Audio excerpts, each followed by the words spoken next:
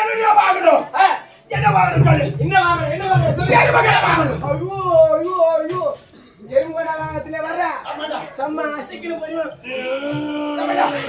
இந்த கை சாப்பிடுவாங்க முதல்ல யாரு தாயாரு தந்தை யாரு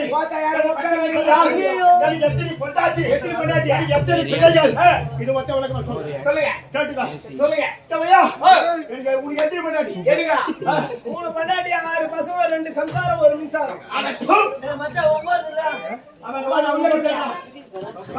வாங்கி போல டேய் எனக்கு எத்தனை பொண்டாட்டி தெரியுமா 10 பொண்டாட்டி அது போல முடியலையா ஏண்டா 10 மனைவிமார்கள் அந்த 10 மனைவிமார்கள் யார் தெரியுமா யாரு டேய் நாகத்தி பிரம்மனுடைய அழகால் பெரியல பிரம்மன் ஒருமா வைங்க படாங்க சொல்லுங்க தம்பி வயசு 63 சத்தா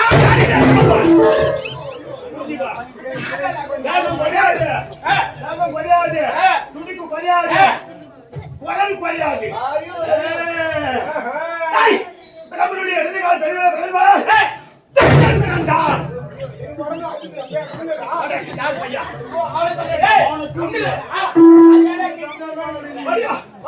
அது மட்டும் இல்லாமல் அதாவது பிரம்மதேவனுடைய வலதுகால் பெருவிரல் பெருவிரல் என்ன 5 வரல பெருவிரல் எது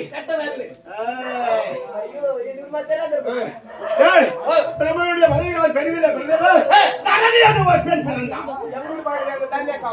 தரணி என்ற பெண் பிறந்து இருவர்களை சிறனால் கடித்து தக்க பருவமடைந்து சித்திரத்தில் ஈடுபட்டன சித்தி முட்டி சித்தி முட்டியில சிற்றின்பம்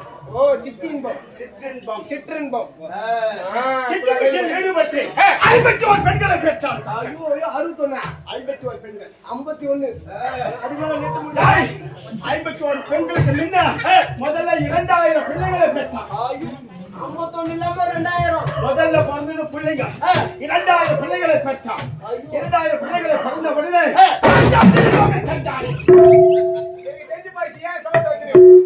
அங்க போனா மட்டும்தான் எட்டு வைக்கிறோம்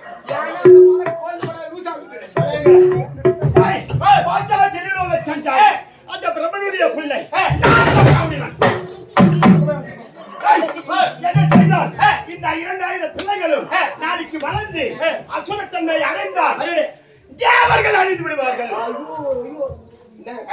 தேவக்கூட்டம் அழிந்து விடும் தேவர்கள் எத்தனை பேரு 33 கோடி தேவர்கள் அசுரர்கள் எத்தனை பேரு 66,000 கோடி அசுரர்கள் அப்படி இருந்து வந்தோம் தேவர்கள் அழிந்து விடும் அப்படி என்று நினைத்து பார்த்தா திருலோக சங்காரி கர்ப்பபத்தின் நாராயண கம்பெனி என்ன செய்தார் யாககுண்டம்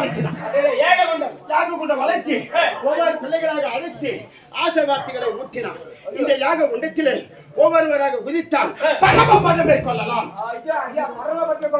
பரமபதம் என்ன தெரியுமா சொன்னாதாங்க தெரியும் தேவர் மூவர் அனைவரும் நேராக பார்க்கலாம் தேவர் மூவர்கள் அனைவரும் நேராக சந்திக்கலாம் யாருமே நேராக பார்க்க முடியாது உண்மைதாங்க கடவுளை பார்த்துக்கிறியா இல்லைங்க நம்ம எப்படி பார்க்க முடியும் நம்மளாம் எப்படி மனித ஜாதி அப்படி இருக்க நாரதன் வார்த்தை கேட்டு 2000 பிள்ளைகளும் யாககுண்டத்தில் குதித்து சாம்பலாகின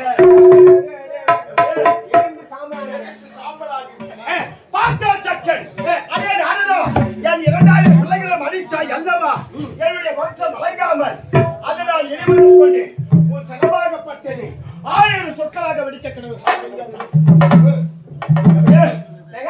1000 சுக்கலாக வெடிக்க கிடையாது 1000 சுக்கலாக ஆமா மறுபடியும் என்ன செய்தார் தக்கன் அடடா 2000 பிள்ளைகளும் அழிந்து விட்டது நம்முடைய வம்சமே அழிந்து விடும் என்று நினைத்து மறுபடியும் அந்த தரணி என்ற பெண்ணோடு சிற்றின்பத்தில் ஈடுபட்டான் தக்கன் ஆமாடா சிற்றின்பத்தில் ஈடுபட்டு 51 பெண்களை பெற்றார் ஐயோ 51 எக்ஸ்ட்ரா முன்னே பிறந்தவர் ஆச்சாரி பிறந்தார்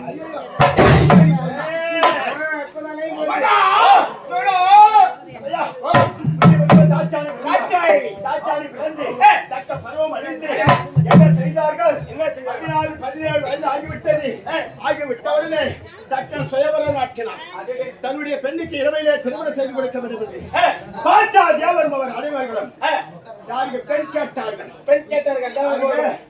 கைலாயம் இருக்கக்கூடிய பரமனுக்கு பெண் கேட்டார்கள் ஆனால் பரமனை யாருக்கோ பெண் கொடுக்க மறுத்து விட்டார். எதற்காக? இருக்க இடமில்லை, உடுத்த ஆடை கிடையாது, சுடுகாட்டு சாம்பலை உடனே பூசி கொள்ளும் இடுகாட்டு பிச்சை. இடுகாட்டு பிச்சை என் மகளை கொடுப்பதா அப்படி என்று நினைத்து கொடுக்க மறுத்து விட்டார். பார்த்தார் ஈசன் திருட்டு தனமாக தாட்சாணி அழைத்து சென்று திருமணம் செய்து கொண்டார். அதே முதல் இன்று நாள் வரை தக்கனுக்கும் அந்த ஈசனுக்கும் ஆகாது. ஆமாங்க. இது எதை தெரியுமா வரும்? எதனால? தக்க வேண்டிய வரும். தக்க சரி போகட்டும். அப்படி இருந்த போதிலும் 27 பெண்களை சந்திர பகவான் திருமணம் செய்தார். எத்தனை கொண்டாட்டி சந்திர பகவானுக்கு? 27. அந்த 27 பெண்கள் யாரு சொல்லு? யாரு சொன்னது? அஸ்வினி, பரணி, கிருத்திகா, குணா, பூஷா, ஆயிஷா, மகா, அமிதா, உத்ராடம், புராடம், மகரம், தேவதி. ரேவதி. ஆமா. ஆக 27 பெண்களை சந்திரபகவான் திருமணம் செய்து கொடுத்தார். ஆமாங்க. 27வது மனைவிதான் ரேவதி. அந்த ரேவதியோடு ஒரு நாள் சந்திர பகவானுக்கு ஓய்வு. எனக்கு தெரியுமா? அமாவாசை நாள். ஏன் அமாவாசை மட்டும் கேளு. அன்று ஒரு நாள் இரவு கிடையாது. புரியுதா? அன்று ஒரு நாள் தன்னுடைய மனைவியை பூலோகம் அழைத்து வந்து ஆடி பாடி உல்லாசமாக தேவலோகம் செல்வது. ஹரிச்சந்திர புராணம்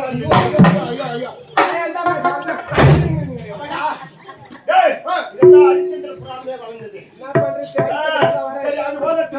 அப்படி இருந்த வயதுலாம் 13 பெண்களை காசி மனிசி திருமணம் செய்தார். 13 பெண்களை காசி மனிசி. ஆமா. 13 பெண்களை காசி மனிசி திருமணம் செய்தார் அல்லவா? அதிலே அதி திதி சொல்றா. அது யாரு சொல்றா? நீங்க சொல்றீங்க. சொல்றாங்க. அதி திதி. திதிக்கு பிறந்தவர்கள் 30 கோடி தேவர்கள். ஆனால் அதிக்கு பிறந்தவர்கள் 66,000 அவங்க ரெண்டு பேரும் சைடு காத்தடிக்கிற மெத்தனா. தேவர்களை விட கூட்டம் ஒரு பங்கு அதிகம். ஆமாங்க. 63 கோடி தேவர்கள். ஆமாங்க. 66,000 கோடி அசுரர்கள். யாருங்க?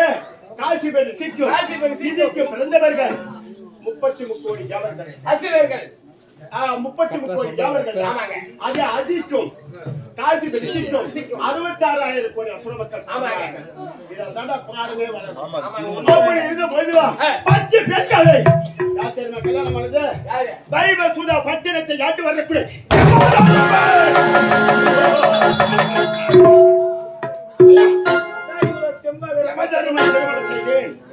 முதல் மனைவி ஷியாமலாவதி.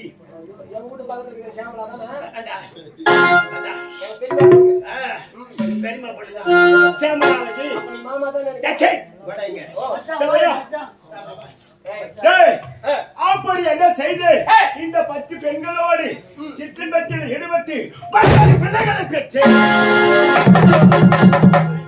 10 பொண்டாட்டி 9 பிள்ளைங்க. 19 ஆயிடுது. 9 பிள்ளைகள். இந்த 9 பிள்ளைகள் யார் தெரியுமா? யாரு? முதல் பிள்ளை யார் தெரியுமா? சூரியன், சந்திரன், சுக்கிரன், ராகு, கேது, செவ்வாய், சனி. மாதா சனி மத்தி நான் கர்வம் பண்றேன் அம்மா. மாதா சோத்தல சப்பரதா சாட்டிக்குது உனக்கு. 9 நவகிரகங்கள். நான் தெரிந்த பிள்ளை. அப்பா. கடைசி பிள்ளை தான் சனி பகவான். கண்ணாடி பண்ணுங்களா? அதுதான் கல்யாணம் பண்றா. பையா, என் புள்ளைங்க கண்ணாடி கட்டு மணிக்கா படுத்து. ஐயா. பத்திங்களா? அந்த நவகிரகத்தோட ஒரு காலை ஏன் வீடு கொடுக்க மாட்டாங்க? அதுதாங்க எனக்கு ரொம்ப நாளா ஒரு டவுட். அது கதை வேற இருக்குது. சொல்லுங்க. அது சொல்ல இப்ப நேரம் இல்ல. என்ன கதை எங்க ஒரு நாள் கூட்டி போறாங்க. சூழ்ச்சி கண்டுபிடிப்பேன். 9 பிள்ளைகளை பெற்று. ஆமாங்க. அந்த 9 பிள்ளைகளை பெற்ற பிறகு எனக்கு இன்னொரு பிள்ளையும் உண்டு. 9 இல்லாம எக்ஸ்ட்ரா 10. ஆமாடா. என்ன சைடு கீழ பெத்தீங்க? எப்படி தெரியுமா? ஒரு நேரத்திலே தேவலோகத்திலே தேவ சபையிலே நாட்டியம் ஆடக்கூடியவர்கள் யார்? தேவேந்திரன். அவருடைய சபையிலே நாட்டியம் ஆடக்கூடியவர்கள் அந்த பைபோல் வசி மார்க்கத்திலோ அவருடைய நாட்டியம் ஆடிக்கொண்டிருக்கும் நேரத்திலே பார்த்தார் தேவேந்திரன் என்ன செய்தார்? தேவர்களுக்கு லிகிதம் அனுப்பினார். எனக்கும் லிகிதம் அனுப்பினார். அனுப்பிய உடனே பார்த்தா திருவங்க சஞ்சாரி பிரம்மபுத்திரன் நாரத மகாமுனிவன் இந்த விகிதத்தை கண்டு வாசிக்கும் நேரத்தில் வைவசுதப்பட்டவன் என்ற ஓடோடி வந்தான். அடடே. ஓடோடி வந்து அதே யமதர்மா எப்பொழுது பார்த்தாலும் உயிரை பிடிக்கிற என்னது? உயிரை பிடிக்கிற உயிரை கொல்ற புரியுதா? உயிரை பிடிக்கிற உயிரை கொல்ற அதுக்கு தண்டனை கொடுக்கணும்னு சொல்றிய. வைகுண்டத்திலே ஸ்ரீமன் நாராயணனும் லட்சுமி தேவியும் பாட்களிலே பள்ளி கொண்டிருக்கிறார்கள். ஆமாங்க. கைலாயத்திலே யாரு? சிவனும் பார்வதியோ தேவியும் உல்லாசமாக ஆடி பாடி கொண்டிருக்கிறார்கள். சந்தோஷமா இருக்கிறாங்க. அது மட்டும் அல்லாமல் சத்திய லோகத்திலே யாரு? தேவனும் அம்மையாரும் சந்தோஷமாக இருக்கிறார்கள். நீ எப்ப பார்த்தாலும் உயிரை புரிகிற உயிரை கொள்றீங்க, உனக்கு சந்தோஷத்தை கிடையாதா? அதனால் இந்த அனைத்தும் விட்டுடு, உயிரை புரிகிற வேலையை விட்டுடு. ஆனா இனி முதல் சொல்லி நீ என்ன செய்யணும் தெரியுமா? அதாவது இப்போதே சென்று தேவலோகம் செல்ல வேண்டும். தேவலோகம்? ஆமா, தேவலோகம் சென்று தேவேந்திரனிடத்துல 1 மாதம் வேண்டும். 1 மாசம் லீவு. ஆமாங்க. தேவேந்திரன் சென்று தேவேந்திரன் சந்தித்தேன். 1 மாசம் லீவு கேட்டான். கொடுக்க மறுத்தான். 10 நாள் லீவு கொடுங்க. கொடுக்க மறுத்தான். மறுபடியும் என்ன செய்தேன்? முதலாக இருக்கக்கூடிய கைலாய சென்று மூக்கன் பறித்த பரமனை கேட்டால் அவர் உங்களுக்கு ஓய்வு கொடுப்பார். ஆமாங்க. அப்படி என்று உரைத்தேன். கைலாய சென்றேன். பார்வதா தேவியும் உமாமகேஸ்வரனை வணங்கினேன். வணங்கிய போது யமதர்மா யமலோகத்திலே நீ உயிர்களை பிடிக்கக்கூடியவன் அல்லவா? அதை விடுத்து விட்டு நீங்க உனக்கு என்னடா வேலை என்று கேட்டான். என்ன உரைத்தேன்? அண்டவா எல்லோரும் தேவர் மூவர் 33 தேவர்கள் அனைவரும் மனைவியோடு சந்தோஷமாக இருக்கிறார்கள். ஆமாங்க. 10 பொண்டாட்டி இருந்தோம். ஒரு பொண்டாட்டியோ கூட ஒரு நாள் சந்தோஷமா இல்ல. அதனால் எனக்கு 1 மாதம் ஓய்வு வேணும். பாவங்க பாவங்க, நீங்க ரொம்ப கஷ்டம் இல்ல.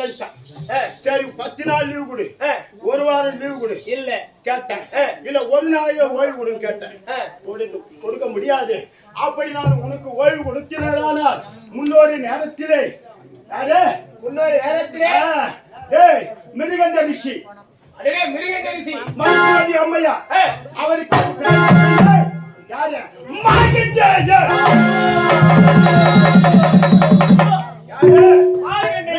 ரிஷிக்கும் மருத்துவதி அம்மையாருக்கும் குழந்தை பாக்கியம் இல்லாமல் இருந்து சிவபெருமான தவத்தில் தவத்தில் அமர்ந்து தவத்தை நோக்கி சிவனுடைய அருளால் பிள்ளையை பெற்றார்கள். என்ன கேட்டா சிவபெருமா? ஐயா, எனக்கு பிறகு நாங்கள் இறந்தால் மருத்துவதி அம்மையாரும் நாங்கள் இறந்தால் எங்களுக்கு பிறகு இந்த நாட்டை ஆள்வதற்கு வாரிசு என்பது கிடையாது, எங்களுக்கு புத்திர பாக்கியம் வேண்டும் என்று சிவனை கேட்டார். அப்ப சிவபெருமான் என்ன தோன்றினார்? உங்களுக்கு 16 ஆயுசு உள்ள பிள்ளை வேணுமா, இல்லை 100 ஆயுசு உள்ள பிள்ளை வேண்டுமா என்று கேட்டார். 16 ஆயுசு உள்ள பிள்ளை என்றால் எப்படி இருக்கும், 100 ஆயுசு உள்ள பிள்ளை என்றால் எப்படி இருக்கும் கேட்டார். 100 ஆயுசு உள்ள பிள்ளை எப்படி இருக்கும் என்றால் திருடோ கொள்ளாடிக்கும் ஊரு தாலி அடக்கம். என்ன மாதிரியா? ஆமாடா, சுத்தம் வாங்கின கடனை கொடுக்காது, வாய குத்துட்டு உத வாங்கிக்கணும் வரும். ஆமாங்க. இப்பேற்பட்ட பிள்ளை வேணுமா? இல்ல 16 ஆயுசு உள்ள பிள்ளை வேணுமா? 5000 ஆயுசு உள்ள பிள்ளையை பெற்று கெட்ட பேர் எடுப்பதை விட இதுவா புள்ள, இன்னும் மெத்த பிள்ளையா இது, கெட்ட பேர் எடுப்பதை விட 16 ஆயுசு உள்ள பிள்ளையை போதும் என்று கேட்டார். அதே பிரகாரம் சிவபெருமான் 16 ஆயுசு உள்ள பிள்ளையை கொடுத்தார். 16 ஆயுசு உள்ள பிள்ளை பிறந்தது. தாய் தகப்பனுக்கு நல்ல பேர் எடுத்தது. தாய் தகப்பனுக்கு வயது காலம் முடிந்து விட்டது. அப்படி வயது காலம் முடியும் நேரத்தில் தாய் தந்தை இருவர்களும் சிவ ஆலயத்திலே சிவ பூஜை செய்து கொண்டு வருகிறார்கள். மகனே, இனி முதல் எங்களால் சிவபெருமானுக்கு சிவ பூஜை செய்ய முடியாது, எங்களுடைய வேலையை ஆண்டவனுக்கு கேட்டார்கள். தகப்பன் தாய் செய்த வேலையை செய்யலாம், சிவ பூஜை செய்யறான். அப்படி சிவ பூஜை செய்யும் நேரத்தில் நான் என்ன செய்தேன்? சித்திரகுப்தனை அழைத்தேன். சித்திரகுப்தா, நேற்று பிடித்த உயிர்கள் எல்லாம் இருக்கின்றதல்லவா, அதற்கு தண்டனை அளிக்க வேண்டும். இன்றைய தினத்திலே எங்கு செல்ல வேண்டும், யாருடைய உயிரை பிடிக்க வேண்டும் என்று சித்திரகுப்தனை கேட்டேன். என்ன உரைத்தான்?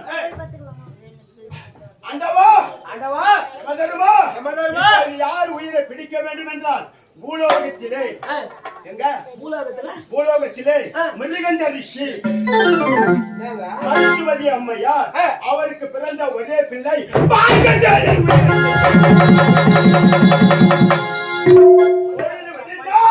மார்க்கண்டேயனுக்கு ஆயுள் காலம் வருகிறது. அவன் உயிரை பிடிக்க வேண்டும் என்று உரைத்தார். தாய் தந்தை இருவர்களும் என்ன செய்தார்கள்? மிருகண்டரிசி மருத்துவதி அம்மையாரும் பொழுது வடிந்தார். நம்முடைய மகனை யமதர்மன் மாச கழித்தால் தூக்கிவிட போகிறான், உயிரை கொண்டுவிட போகிறான். ஆமாங்க. இந்த ஒரு பிள்ளை இருந்தால் நமக்கு இறந்த பிறகு ஈமைக்கடை செய்யும் அல்லவா? ஆமாங்க. இந்த பிள்ளையை இழந்து நாம் என்ன செய்வது என்று அருகமனமாகத்தானே உற்றுநோக்கி பார்த்தான். யாரு? தாய் தந்தையர். அதுவே? ஆமா, ஆமாங்க. நம்ம தாய் தந்தை அழுகுறாங்களே, நாளைக்கு யம வந்து நம்மள குசுமுடுவானே. கண்டிப்பா. அப்படி என்று நினைத்து என்ன செய்தான்? டேய், ஆற்று மணலை லிங்கமாக பாவித்தான். இது ஆத்து மகள லிங்கமாக லிங்கமாக பாவிச்சு அங்கே லிங்கம் பூஜை செய்து வருகிறார். அப்படி லிங்கம் பூஜை செய்து வரும் நேரத்தில் நான் என்ன செய்தேன்? பாத கைத்தோடு சென்றேன். அதே முதல்ல பூதகணங்களை விட்டேன். இது விட்டதா? பூதகணங்களை விட்டேன். கிட்ட நெருங்க முடியவில்லை. இரண்டாவது என்ன செய்தேன்? டேய், என்னங்க? பூதகணங்களை விட்டேன். கிட்ட நெருங்க முடியல. இரண்டாவது என்ன செய்தேன்? பாச கைத்து கொண்டு எருமகலாபாகத்து மீது சென்றேன். அப்படி எருமகலாபாகத்தில் சென்று என்ன செய்தேன்? பாச கைத்து கொண்டதா? எப்படி பாச கயிறு? ஆமா, இப்படி போட்டி இஷ்டா. அப்படியே லிங்கத்து மேல மாட்டி. அப்படியே லிங்கத்தோட மாட்டி. அப்படியே அவன் லிங்கத்தை சேர்த்து கட்டி போட்டான். அப்படி கைலாயத்தில் சிவபெருமான கோபம் விழுந்து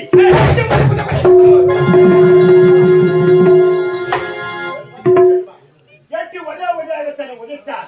டேய், 3.25 நாளிகை இந்த பூமியிலே மூச்சு அடைந்து கீழே இருந்து மூச்சு அடைஞ்சு போச்சு. 3.25 கீழே விழுந்துட்டேன். ஆமாங்க. கீழே விழுந்த உடனே என்ன தெரியுமா? என்னங்க? வயிற்று போட பழம்லாம் துள்ளி விளையாடுது. வயித்து போட பையன் துள்ளி ஆமாடா, அந்த உயிரில பிடிக்கிறது யாரு? நீங்க தான். ஆமா, பூமாதேவியால பூமி பாரம் தாங்க முடியல. தேவர் மூவர் அனைவர்களும் என்ன செய்தார்கள்? ஒட்டமாக ஓடி வந்து சிவபெருமான் கோபத்தை தணித்து, டேய், அவனுக்கு கொடுத்தது எப்பேற்பட்ட தண்டனை? 16 ஆயுசு. 16 வயசு கிடையாது. 16 என்பதே கிடையாது மார்கண்டேயனுக்கு. அப்ப உருவான தடம் மகாபாரதமே. உங்களுடைய 3.25 நாளைக்கு உயிரத்தை கடந்த மனித யமதர்ம பூலோகத்துல மார்கண்டேயனை பிடிக்க போய் அப்ப உருவானத்தான் மகாபாரதமே. இது போக தேவர் மூவர் அனைவர்களும் என்ன செய்தார்கள்? அன்று முதல் இந்த வைவல் சுத பத்திரத்தை எனக்கு மணிமணி சூட்டி எருமகடா என்று சொல்லக்கூடிய வாகனத்தில் கொடுத்து கையிலே சூழாயுதம், பாச கையில் பூதப்பணிகள் வைவல் சுதப்பட்டில் ஆட்சி செய்து வருகிறேன். அப்படி ஆட்சி செய்து வரும் நேரத்தில் நானோ நீதி நெறி தவறாதவன். அப்படி நீதி நெறி தவறுவேனா? ஒருதலை பட்சமாக பார்த்தால் நீதி நெறி தவறிவிட்டால் சஞ்சீவி பருவதோ நீதி நெறி தவறித்தான் வச்சுக்கா. சஞ்சீவி பருவதம் என்று சொல்லக்கூடிய மலையாகப்பட்டது மயில் தொங்குதிய சிரசுக்கு மேல.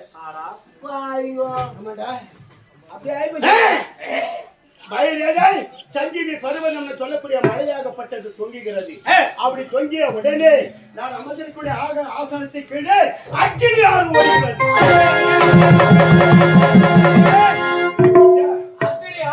அக்கினி ஆறு ஓடுகிறது.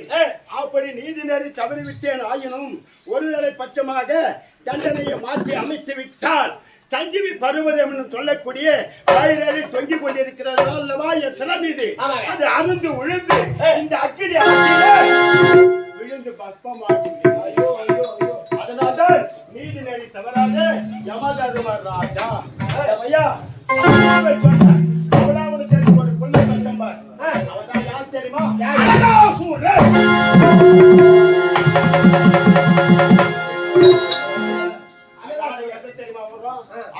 மகுத்துவம் மனதாகுற சம்மாரம் விநாயகர் செத்து புத்தி திருக்கல்யாணம். விநாயகர் செத்து புத்தி. ஆமா, கும்பாபிஷேகத்துக்கு கால விநாயகருக்கு விநாயகர் சதுர்த்தி கால ஆடில அவருக்கு. சரி போகட்டும். அப்படி இருந்த போதிலும் நேற்றைய தினத்தில் கொண்டு வந்த உயிர்கள் அனைத்துக்கு தண்டனை அளிக்க வேண்டும். யாரை யாரு கொல்லுவது, யாருடைய உயிரை கவர்ந்து வருவது என்று இப்போது சித்திராலோசனை